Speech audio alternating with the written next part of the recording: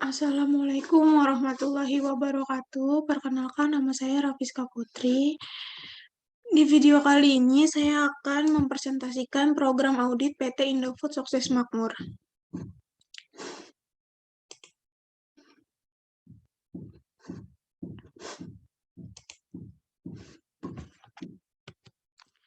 Gambaran akuntan publik. Sejarah akuntan publik. EY adalah salah satu pemimpin pasar penyedia layanan di bidang jasa. Yang pertama asuransi, kedua pajak, ketiga transaction advisory service, dan yang keempat advisory service dalam berbagai jenis industri, baik itu badan usaha milik negara maupun swasta termasuk pemodal asing.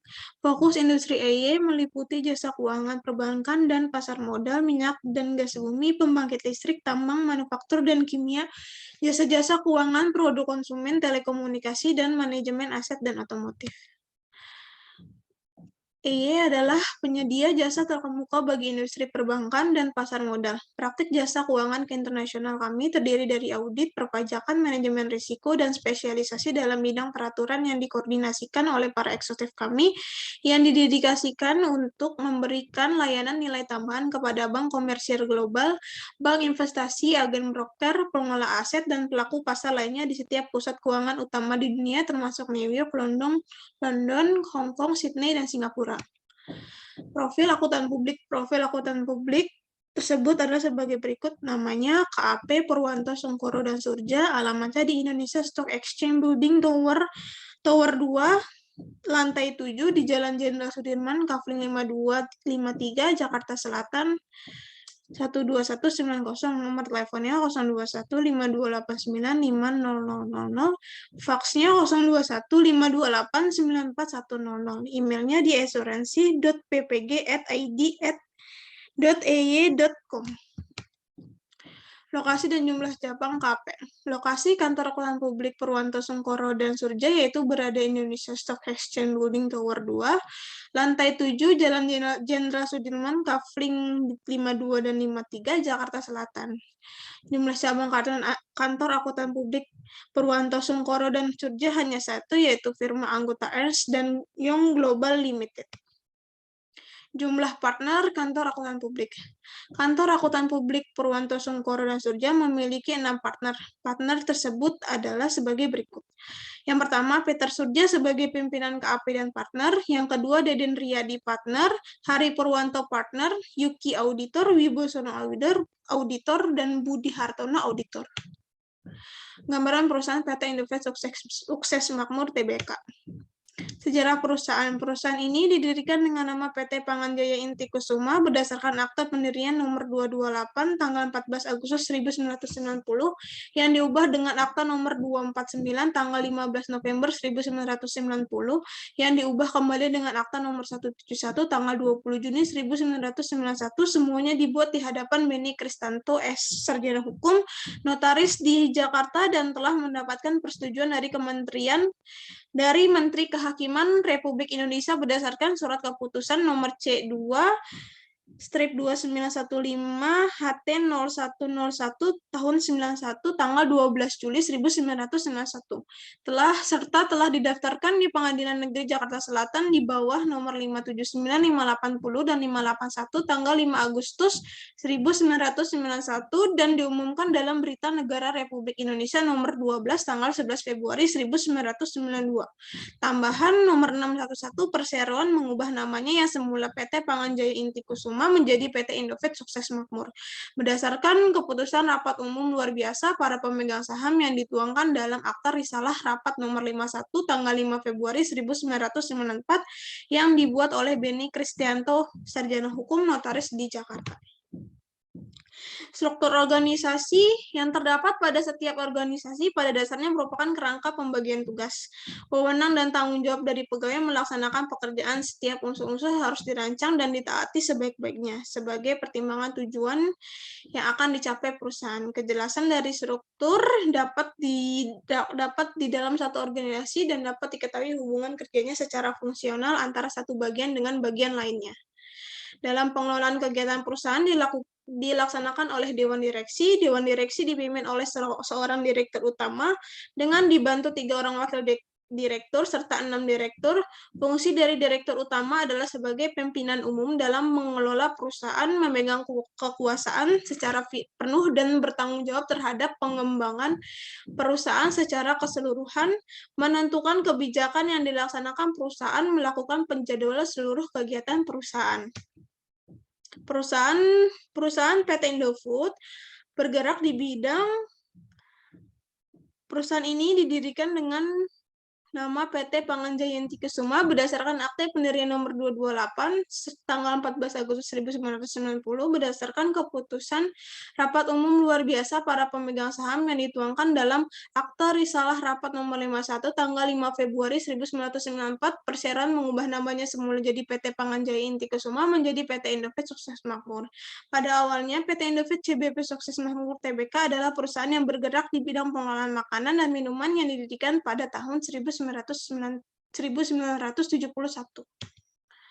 Nama pemegang saham yang pertama, First Pacific Investors Management Limited. Jumlah saham yang ditempatkan dan disetor penuh yaitu 4.396.103.450 rupiah. Persentase kepemilikannya 50,07%.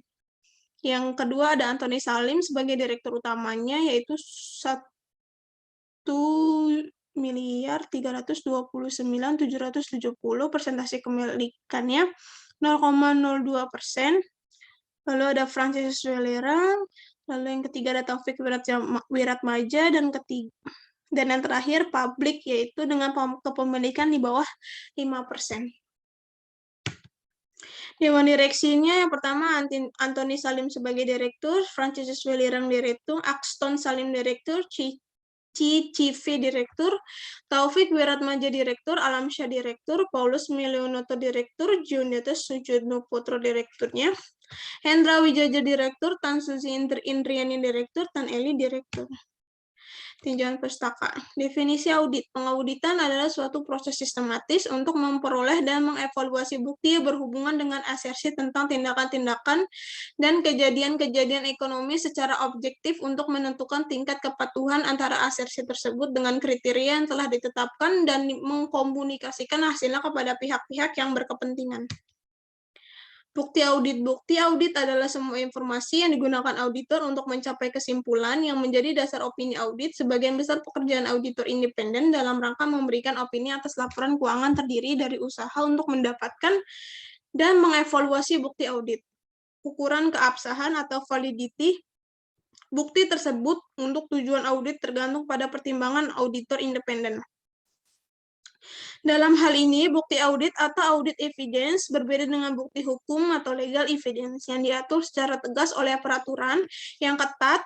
Bukti audit sangat bervariasi pengaruhnya terhadap kesimpulan yang ditarik oleh auditor independen dalam rangka memberikan opini atas laporan keuangan auditan, relevansi, objektivitas, ketepatan waktu, dan keberadaan bukti audit lain yang menguatkan kesimpulan keseluruhannya berpengaruh terhadap kompetensi bukti. Prosedur audit adalah instruksi detail yang menjelaskan bukti audit yang harus diperoleh selama audit berlangsung. Prosedur sering dinyatakan dengan instruksi yang cukup spesifik sehingga auditor dapat mengikuti instruksi tersebut dalam audit berlangsung. Sebagai contoh berikut ini adalah suatu prosedur audit untuk melakukan verifikasi atas pengeluaran kas. Perancangan prosedur audit yang pertama pengujian substantif, pengujian atas transaksi, pengujian analitis, dan pengujian atas rincian saldo. Prosedur audit perusahaan untuk siklus penjualan dan penerimaan kas serta siklus persediaan dan pergudangan.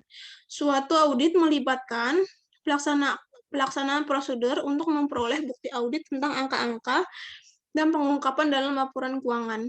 Prosedur yang dipilih bergantung pada pertimbangan auditor termasuk penilaian atas risiko kesalahan, penyajian material dalam laporan keuangan baik yang disebabkan oleh kecurangan maupun kesalahan. Dalam melakukan penilaian risiko tersebut, auditor mempertimbangkan pengendalian internal yang relevan dengan penyusunan dan penyajian wajar laporan keuangan entitas untuk merancang prosedur audit yang tepat sesuai dengan kondisinya. Tetapi bukan untuk tujuan menyatakan opini atas keefektivitasan pengendalian internal atas entitas. Suatu audit juga mencakup pengevaluasian atas ketepatan kebijakan akuntan yang digunakan untuk kewajaran estimasi akuntansi yang dibuat oleh manajemen, syarat pengevaluasian dan atas penyajian laporan keuangan secara keseluruhan. Program audit PT Endeavor sukses makmur. Tujuan audit transaksi pengujian pengendalian, pengujian substantif transaksi, dan pengujian substantif atas rinci saldo untuk penjualan PT Endeavor sukses makmur. Yang pertama, penjualan terbukukan adalah untuk pengiriman barang yang sungguh-sungguh telah dilakukan kepada pembeli yang bukan pembeli fiktif keterjadian. Memeriksa pesanan dan membeli untuk membuktikan adanya persetujuan kredit, memeriksa keberutan faktur,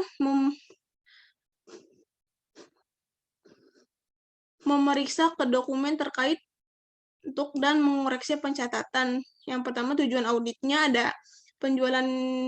Yang kedua, tujuan auditnya penjualan yang terjadi sudah dicatat atau kelengkapan. Pengujian pengendaliannya memeriksa keberutan dokumen pengiriman barang. Lalu pengujian substantif transaksinya itu telusur suatu sampel dokumen pengiriman barang ke jurnal penjualan untuk memastikan bahwa pengiriman yang bersangkutan telah dicatat. Lalu untuk rinci saldonya menelusuri akun yang berkaitan dengan transaksi yang telah dicatat dari file induk ke AG trial balance. Yang ketiga, tujuan auditnya penjualan dicatat sebesar jumlah barang yang dikirimkan dan telah difaktur dan dicatat dengan benar, yaitu ketelitian. Lalu yang pengujian pengendaliannya memeriksa apakah faktur penjualan dilampiri dokumen pendukung. Substantif transaksinya telusur ayat jurnal dalam jurnal penjualan ke faktur penjualan. Rinci saldonya, periksa keberutan faktur penjualan dalam jurnal penjualan. Berikutnya, transaksi penjualan telah dimasukkan dengan benar ke dalam master file piutang usaha dan diringkas dengan benar posting dan peringkasan. Memeriksa bukti bahwa master file piutang usaha direkonsiliasi dengan buku besar.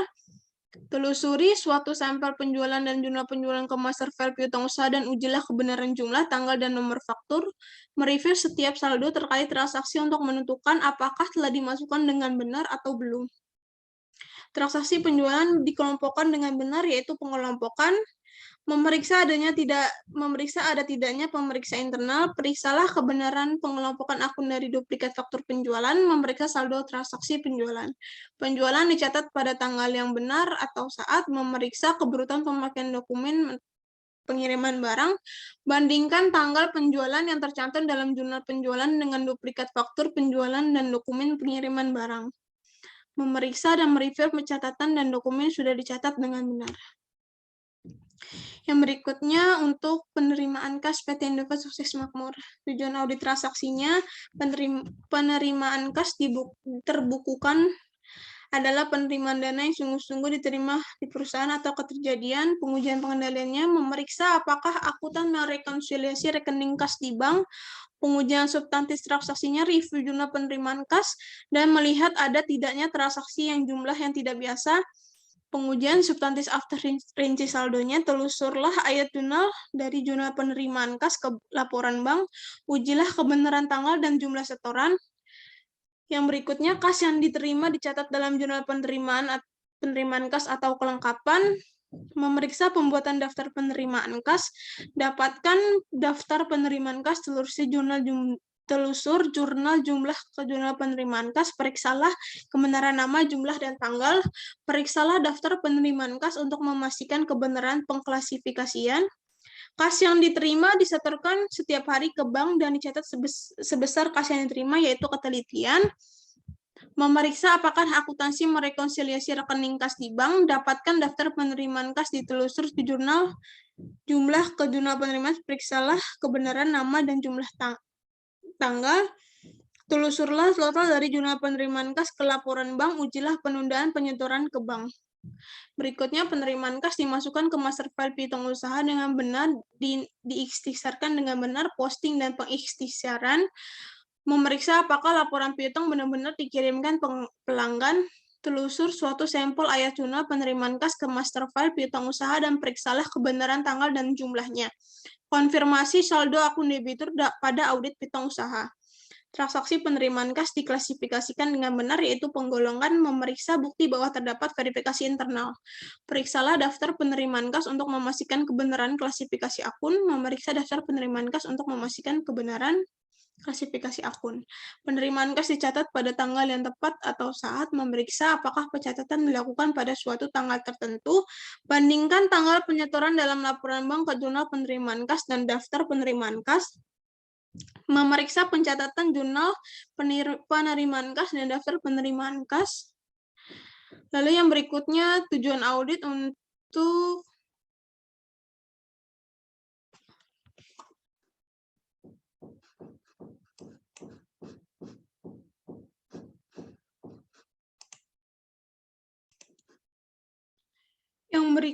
ada tujuan audit saldo dan pengujian neraca saldo untuk penetapan harga persediaan dan komplikasi PT Indofast Sukses Makmur. Tujuan audit saldonya yang pertama, persediaan sebagaimana tercantum dalam label sungguh-sungguh ada atau keberadaan. Pilih suatu prosedur observasi persediaannya, yaitu pilih suatu sampel secara acak dari nomor label lain dan diidentifikasikan label dengan nomor tersebut yang dilekatkan pada persediaan. Komentarnya, tujuannya adalah untuk menemukan pencantuman persediaan yang sebenarnya tidak ada. Persediaan yang ada dihitung dan dicantumkan dalam label, dan label dipertanggungjawabkan untuk memastikan tidak ada yang hilang, yaitu kelengkapan. Memeriksa persediaan untuk memastikan bahwa persediaan diberi label. Komentarnya, perhatian utama harus ditunjukkan pada penghilangan sekelompok besar persediaan. Persediaan dihitung dengan akurat atau ketelitian. Bandingkan hasil perhitungan fisik dengan master file persediaan perpetual. Komentarnya, pencatatan hasil perhitungan klien dalam kertas kerja audit tentang daftar perhitungan persediaan. Persediaan digolongkan dengan benar dalam label atau penggolongan. Evaluasi apakah persentase tingkat penyelesaian yang tercantum pada label untuk barang dalam proses masuk akal. Komentarnya, pengujian ini akan dilakukan sebagai bagian dari prosedur pertama dalam tujuan ketelitian.